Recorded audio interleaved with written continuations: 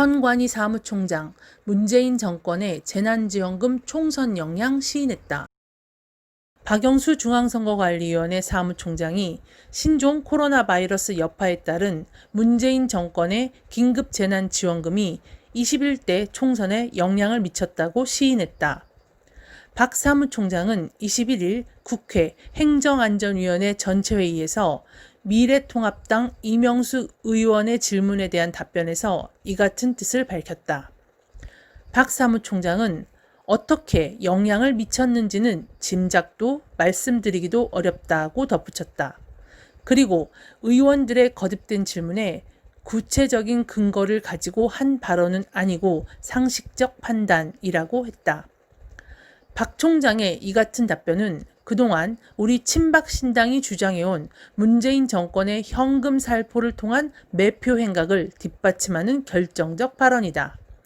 박 총장이 구체적인 근거를 가지고 한 발언은 아니고 상식적인 판단이라고 한 말은 투표하는 유권자의 생각과 판단을 정확히 지적한 표현이다. 과거 60, 70년대 유권자들은 막걸리 한 잔이나 고무신 한 짝에 자신의 한 표를 던졌는데 수십만 원의 현금에 흔들리지 않을 유권자가 얼마나 있을까는 상식적으로도 알 수 있는 일이다.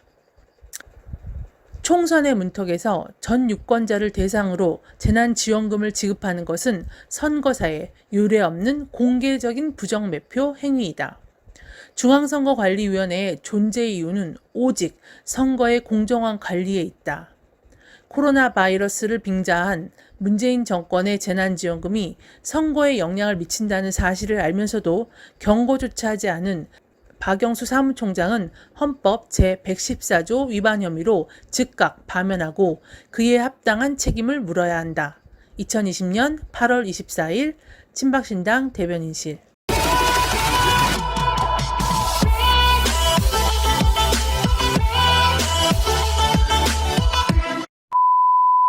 가족들 앞에선 문 대통령은 눈시울이 붉어졌고 처음에 10초가량 말을 떼지 못했다고 합니다.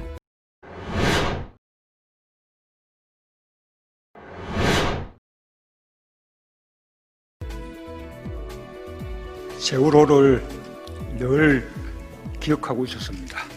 엄청난 희생은 명백히 정부의 책임이라고 지적했습니다. 메르스 확진자는 3명이 증가했습니다. 또한 사망자는 2명이 증가해 27명이 됐고 또 퇴원자는 7명이 늘어난 50명이 됐습니다.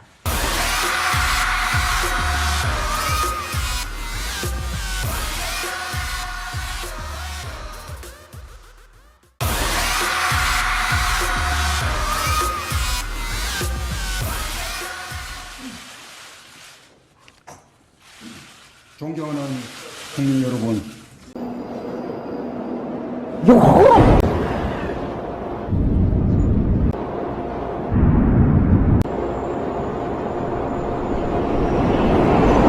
지난 세월호 참사에 이어 정부의 무능에 나온 참사입니다.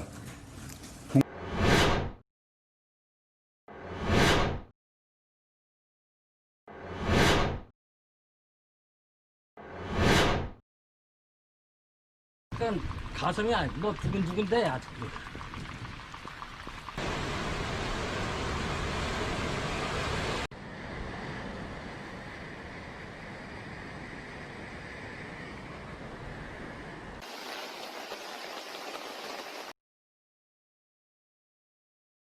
대전에 1시간에 100mm 안팎의 폭우가 쏟아지면서 1명이 숨지고 아파트와 차량이 침수되는 등 피해가 속출했습니다. 현장에서는 여전히 일부 신원을 확인하지 못한 그 실종객들의 가족이 현장에 남아서 지금 초조하게 상황을 기다리고 있는 상황입니다. 오늘 밀착 카메라는 산 곳곳에 설치된 태양광 발전 시설들은 지금 어떤지 보고 왔습니다. 이게 무너져서 주변의 밭을 덮친 사례도 취재가 됐습니다. 비만 오면 걱정을 해야 하는 주민들을 연지환 기자가 만났습니다. 정광훈 목사에 대한 분명한 입장을 밝히고 정광훈 책임을 물어야 합니다. 수방관 정도가 아니고 오히려